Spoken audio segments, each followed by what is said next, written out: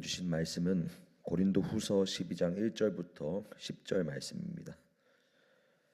고린도후서 12장 1절부터 10절 말씀입니다.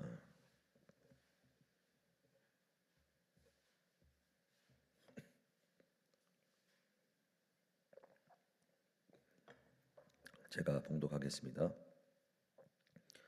무익하나마 내가 부득불 자랑하노니 주의 환상과 계시를 말하리라. 내가 그리스도 안에 있는 한 사람을 아노니 그는 14년 전에 셋째 하늘에 이끌려 간 자라. 그가 몸 안에 있었는지 몸 밖에 있었는지 나는 모르거니와 하나님은 아시느니라. 내가 이런 사람을 아노니 그가 몸 안에 있었는지 몸 밖에 있었는지 나는 모르거니와 하나님은 아시느니라. 그가 낙원으로 이끌려가서 말로 표현할 수 없는 말을 들었으니 사람이 가히 이르지 못할 말이로다. 내가 이런 사람을 위하여 자랑하겠으나 나를 위하여는 약한 것들 외에 자랑하지 아니하리라. 내가 만일 자랑하고자 하여도 어리석은 자가 되지 아니할 것은 내가 참말을 함이라. 그러나 누가 나를 보는 바와 내게 듣는 바에 지나치게 생각할까 두려워하여 그만하노라. 여러 계시를 받은 것이 지극히 크므로 너무 자만하지 않게 하시려고 내 육체의 가시 곧 사탄의 사자를 주셨으니 이는 나를 쳐서 너무 자만하지 않게 하려 하심이라. 이것이 내게서 떠나가게 하기 위하여 내가 3번 주께 간구하였더니 나에게 이르시기를 내 은혜가 내게 족하도다. 이는 내 능력이 약한 데서 온전하여짐이라 하신지라.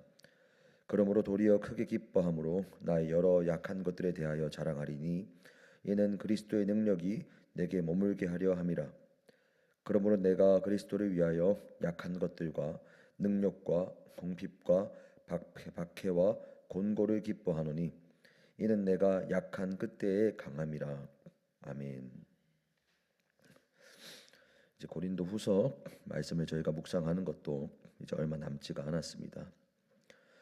고린도후서 말씀을 묵상할 때 꼭 기억해야 하는 것은 고린도후서 10장부터는 바울이 거짓 사도들에 맞서서 자신이 참된 사도라는 것을 성도들 앞에서 변호하고 있다는 점입니다. 이 배경을 기억하면서 저희가 이 말씀을 묵상을 해야 합니다. 고린도후서 12장에 이르면 바울의 이 거짓 사도들에 대한 자기 변호가 이제 절정에 이르게 됩니다. 그러나 바울은 이러한 자기 변호를 결코 달가워하지 않습니다. 왜냐하면 바울은 이것이 단순히 자기를 자랑하는 어리석은 것으로 끝날 위험도 있는 것을 알기 때문입니다. 그래서 바울은 1절에서 무익하지만 부득불 자랑한다 이렇게 말하고 있습니다. 11장에서 거짓 사도들이 광명의 천사로 위장한 사단과 같이 자신들을 아름답게 포장한 사탄의 일꾼이라고 바울은 그 실체를 명확하게 드러냈습니다. 12장 오늘 본문에서 바울은 이제 자신이 경험한 특별한 체험까지 언급합니다. 그러나 이것은 철저히 성도들이 바른 복음을 믿고 거짓 사도들에게 속지 않게 하려는 데 목적이 있었습니다. 1절에서 바울은 무익하나마 내가 부득불 자랑하노니 라고 말하며 자랑하는 것이 결코 유익하지 않다는 것을 알면서도 고린도 교회 성도들이 잘못된 기준 앞에 지금 흔들리고 있었기 때문에 어쩔 수 없이 자랑한다고 말하고 있습니다.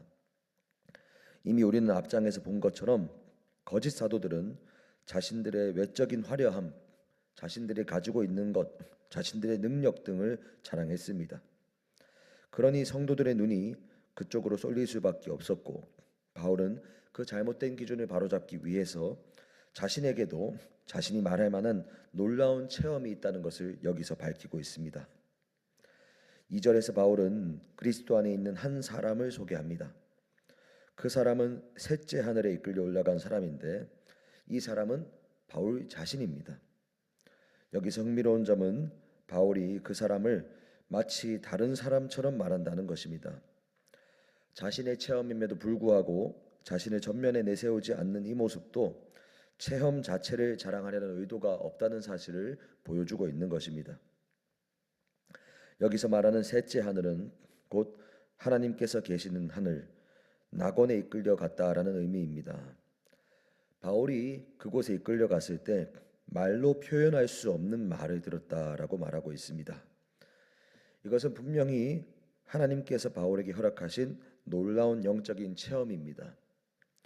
만일 오늘날 누군가가 이런 체험을 했다면 그 사람은 이런 체험을 자랑하며 자신의 신앙 또는 자기 자신을 증명하려고 할 수도 있습니다. 그러나 바울은 5절 말씀에서 말하는 것처럼 자신에게 이렇게 자랑할 만한 놀라운 체험이 있지만 진정 자랑할 것은 이것이 아니라 자기에게 있는 약함을 자랑하겠다고 말합니다. 여기에서 우리는 바울의 자랑의 기준이 무엇인지 볼 수 있습니다. 세상이 자랑하는 것은 강함이고 능력이고 체험입니다. 눈에 띄는 업적입니다. 거짓 사도들이 바로 그러한 것들을 자랑했습니다. 그러나 바울은 자신의 약함을 자랑하겠다라고 말합니다. 왜냐하면 그 약함마저 하나님께서 바울에게 주신 것이고 바울이 참된 사도라는 것을 보여주는 것이기 때문입니다. 7절 말씀을 보면 바울이 큰 계시와 환상을 받았기 때문에 바울이 교만해지지 않도록 하나님께서 육체의 가시를 주셨습니다. 육체의 가시가 정확히 무엇인지에 대해서는 여러 가지 해석이 있습니다. 어떤 이들은 바울에게 있던 그를 힘들고 당황하게 하던 어떤 질병으로 보기도 하고요. 어떤 이들은 지속적인 핍박 그리고 대적자들로 보기도 합니다. 분명한 것은 그것이 바울을 괴롭게 했고 바울이 3번이나 작정하여서 긴 시간 기도하며 떠나게 해달라고 간구할 만큼 힘든 것이었다는 점입니다. 바울은 간절하게 기도했습니다. 바울은 사도로서 수많은 기적을 경험했던 사람입니다. 병든 자를 수없이 고쳤고요. 귀신을 쫓아냈고 그런 역사를 많이 경험했습니다. 그렇다면 자기 자신의 문제 역시 기도할 때 해결받을 수 있을 것이라 기대했을 수도 있습니다. 그러나 하나님은 바울의 그 기도를 다른 방식으로 응답해 주셨습니다. 9절에서 주님은 말씀하십니다. 내 은혜가 내게 족하도다. 이는 내 능력이 약한 데서 온전하여짐이라. 이 말씀이 어떻게 보면 오늘 말씀의 중심입니다. 하나님은 바울의 가시를 제거해 주지 않으셨습니다. 대신 은혜를 주셨습니다. 문제를 없애주시기보다 그 문제 가운데에서 하나님의 능력이 드러나게 하셨습니다. 바울은 이 말씀을 듣고 자신의 관점이 완전히 바뀝니다. 이전에는 가시를 없애달라고 기도했다면 이제는 오히려 크게 기뻐함으로 자신의 약한 것들을 자랑하겠다고 말합니다. 왜냐하면 그 약함 위에 그리스도의 능력이 머물기 때문입니다. 10절에서 바울은 더욱더 놀라운 고백을 합니다. 내가 약할 그때에 곧 강함이라. 이것은 세상의 논리로는 이해하기 어렵습니다. 약하면 약한 것이고 부족하면 부족한 것에 불과합니다. 그러나 하나님 나라의 원리에서 볼 때에는 인간의 약함이 드러나는 그때가 바로 하나님의 능력이 나타나는 때입니다. 사랑하는 여러분, 우리는 본능적으로 약함을 숨기려 하고 부족함을 감추려 합니다. 남들 앞에서 강해 보이고 싶어 합니다. 사역도, 신앙도, 우리의 삶도 잘하고 있다는 평가를 받고 싶어 합니다. 그러나 오늘 말씀은 우리에게 하나님의 다른 관점을 하나 더 보여주고 있습니다. 하나님은 우리의 강함을 통해서 일하시기보다 우리의 약함을 통해서 일하신다는 것을 보여줍니다. 우리가 스스로 충분하다고 넉넉하다고 느낄 때보다 내가 할 수 없다고 내가 약하다고 고백할 때 하나님의 능력이 분명하게 드러납니다. 그래서 바울에게 있던 약함은 그가 거짓 사도라는 증거가 아니라 오히려 그에게 하나님의 능력이 임하여 그가 참된 사도라는 것을 보여주는 증거가 됩니다. 마찬가지로 오늘 우리들에게 있는 오늘 우리들의 약함도 우리의 실패의 증거가 아니라 우리에게 하나님의 능력이 임한다는 증거가 됩니다. 사랑하는 여러분, 혹시 지금 우리 안에 제거되지 않는 가시가 있습니까? 오래 기도했지만 여전히 남아있는 문제가 있고 반복되는 연약함이 있고 쉽게 해결되지 않는 상황이 있을 수 있습니다. 우리는 이것을 단순하게 나의 믿음 없음, 나의 실패로만 해석하기 쉽습니다. 그러나 하나님께서는 그것을 통해서 우리를 낮추시고 교만하지 않게 하시며 오직 하나님의 은혜에 붙들리게 하시는 하나님의 능력으로 사용하기를 원하십니다. 오늘 말씀을 우리가 함께 마음에 새기기를 원합니다. 우리의 약함을 부끄러워하지 말고 그 약함 속에서 일하시는 주님의 능력을 바라보기를 원합니다.